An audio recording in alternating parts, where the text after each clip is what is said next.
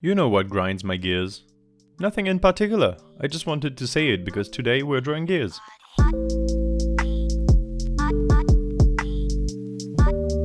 Well, hello there, I'm Detroit. Cogs, gears, and a bunch more nonsense. That's what we're drawing today. Let's get into it by subscribing. And then let me tell you something about this drawing. One might argue that I should have used a compass to make the circles. I can see why one would think that, but I disagree. That's what gives charm to this drawing, the fact that the circles aren't perfect at all. You see, when you use a compass with pencil and then draw with ink on top, most of the circle will be alright. However, we all know at some point a line is going to stray away from the pencil, even by just a millimeter. In my opinion, it's worse to have one tiny deviation than straight up not follow a perfect circle. When that deviation appears, and there's bound to be more than one given the fact I'm drawing maybe 50 circles here, it will look like a mistake. Whereas if I don't make perfect circles, the thing as a whole is coherent. If I were to make a design for, let's say, a website or something, I would have done it on a computer, with Illustrator and good-looking circles instead of potatoes with ink. This, on the other hand, was just a fun time with the Rotring Isograph 0.35. It is sort of between the mandala and the classical abstract doodle I often do. I still prefer my last ink doodle, the one from last week, as a phone background, but this one is also a contender. About phone backgrounds, let me take a second to say something. I have a ton of drawings on my Instagram. I have more posts than followers. If you want, you can browse my account, see if a drawing would suit your phone as background, and you are free to screenshot the drawing if you like it. However, I know Instagram compression isn't the best when it comes to quality, so I have the solution. Feel free to DM me if you want to get a high quality version of a drawing to use for your phone or your computer. There will be a discrete watermark in a corner for obvious theft reasons, and more on that later, but it will make your phone look good. I don't have a large community around my Instagram or my Twitter, so I can navigate the DMs quite easily and I always see your messages. Honestly, it really makes me happy when people send me a message or ask for information on a specific drawing, or if I make prints. I almost forgot, you can also have my designs as stickers for phones, computers, water bottles and the likes through appeals.com, using the link in the description. They do not sponsor me, but I get a commission for every sale of my designs, which helps me fund the ink and the paper I use. Also, you can get 10% off your order with the link, which is always a plus. I told you I was going to talk about watermarking art and theft now. Especially these days when NFTs are a thing and are getting bigger and bigger, art theft is really frequent.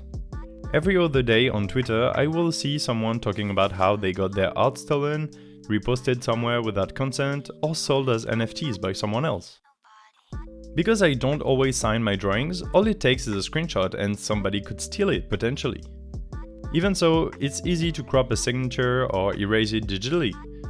In a way, that's how it is on the internet and how it's always been, but it's still bad. This is why I don't upload full quality pictures to Instagram and Twitter. For appeals I do because it's necessary to print well as a physical sticker. When I start distributing full quality art, I will have to start adding a watermark in a corner, something to let people know that this is my property and my art. Even with only a few hundred of followers across all social media platforms, including YouTube, I could get my art stolen. If you watching this also upload art online, you should think about it and be careful. Making drawing videos, at least I have proof of concept and that I indeed made it myself. But sometimes on Twitter you see things reposted by hundreds of people and it gets impossible to find the source post. In fact, I did get my art stolen at one point. Not visual arts, but writing. As you may know, I consider myself a storyteller, because I draw stories, but I also write them. I have been writing online for years, even before drawing. I have 2 ongoing long web novels, one of which is linked in the description, that I have uploaded to different platforms along the years. In fact, I stopped posting to a certain website before when I saw my text being uploaded somewhere else, and the website did nothing to stop it. And I'm not talking about a 2-page essay, I'm talking about 500 pages of web novel that I found randomly on a Mexican website with no link to my original story or any mention of my name. Seeing my world, my characters, and my very words being used by someone else as their own, it wasn't fun. This is why you have to take precaution and watermark your content. When I started this drawing, and then this audio commentary, I hadn't planned on talking about this at all. Now I don't know how to bring it back around to this drawing. Oh wait, I know, art theft. This is what grinds my gears. Cut to the B-roll.